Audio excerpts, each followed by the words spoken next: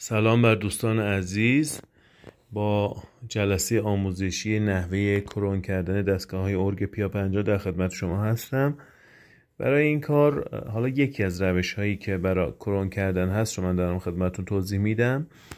برای این کار دکمه منو رو از روی کیبوردتون انتخاب کنید، برید صفحه 5 تیونینگ اسکال رو پیدا میکنید. گزینه اسکال روی یوزر باید باشه، یوزر.